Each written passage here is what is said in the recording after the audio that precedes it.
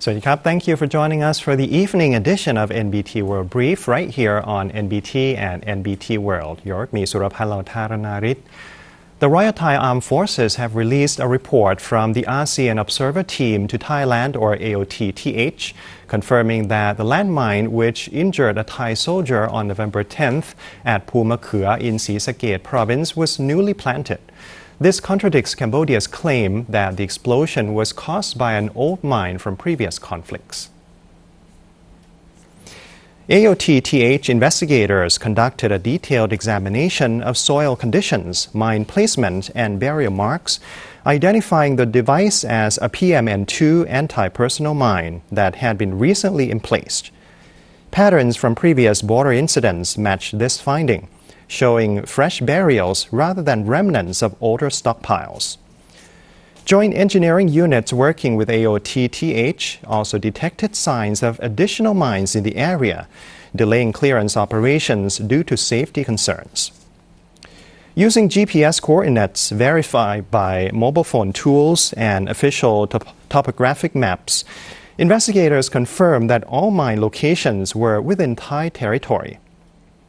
A decisive element was recovered from the personal mobile phone of a Cambodian soldier abandoned during withdrawal, containing images and videos showing the placement and burial of PMN2 mines, as well as Cambodian troop activities.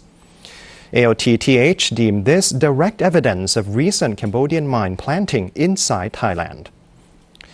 Thai military commanders emphasize that these findings result from independent observation, scientific analysis, and comprehensive documentation conducted by AOTTH with full adherence to international standards.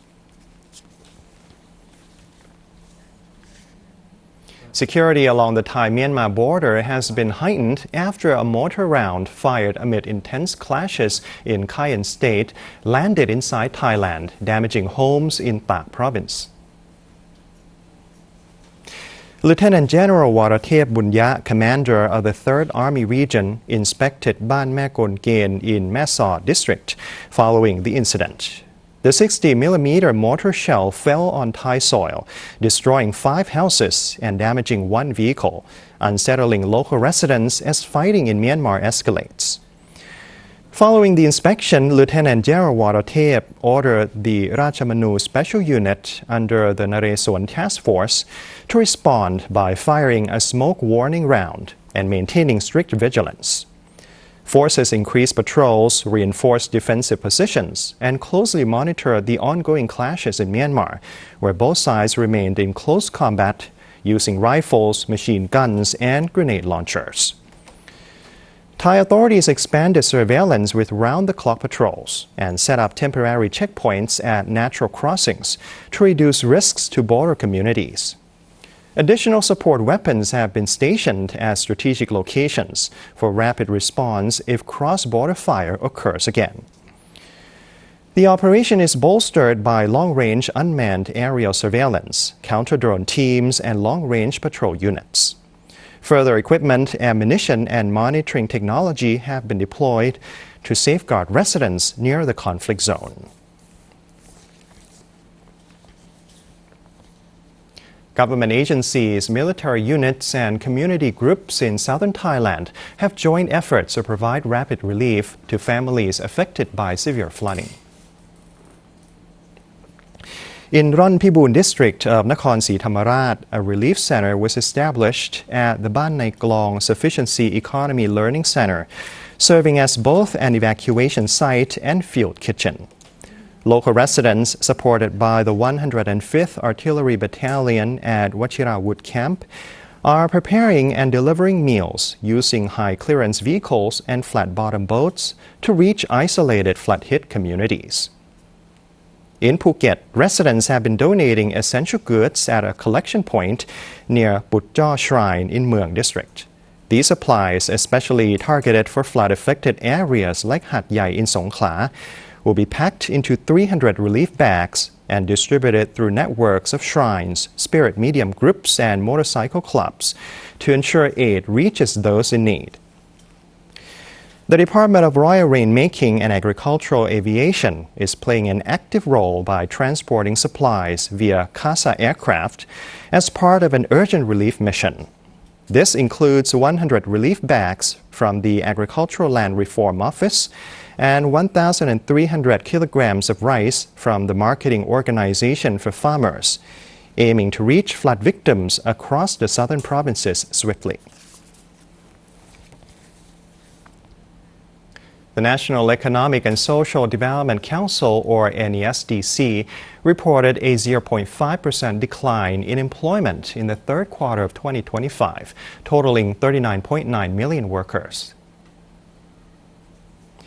NESDC Secretary General Onfa Wechachiwa attributed the drop mainly to ongoing flooding damage, affecting nearly 200,000 farming households and more than 620,000 rai of farmland, coupled with a continued generational shift away from agricultural work. Agricultural employment contracted 2.9%, marking the seventh consecutive quarterly decline, while non-agricultural jobs grew by 0.6%, led by transportation, manufacturing, and wholesale and retail trade sectors.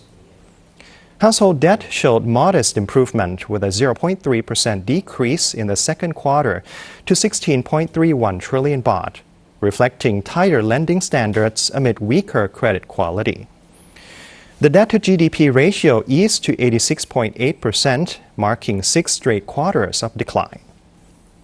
However, the NESDC Secretary General cautioned that repayment capacity remains fragile, especially among mortgage borrowers, as property seizures and auctions have surged 210% compared to last year due to rising interest burdens. She highlighted the urgent need to accelerate debt assistance and strengthen mediation both before and after legal proceedings to reduce the risk of home loss and support financial stability.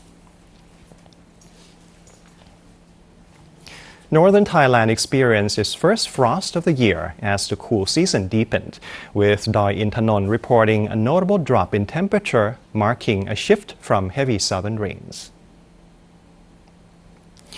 The National Park headquarters at kilometer 31 in Ban Khun Klang recorded a low of 8 degrees Celsius, while the summit of Doi Intanon dropped to 5 degrees Celsius.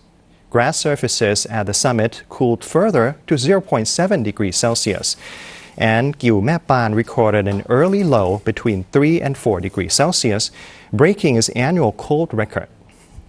The cold conditions signaled a sharp onset of the cool season in northern Thailand, contrasting the heavy rainfall seen in the southern region. Locally known as Mui Khap, the frost appeared for the first time this year on exposed surfaces at one of Thailand's highest peaks. Clear skies accompany the phenomenon, revealing a stunning sunrise above a sea of mist. Visitors to the mountain were greeted with a rare sight of frost, alongside a breathtaking natural landscape, embodying the intensity and beauty of the northern winter season.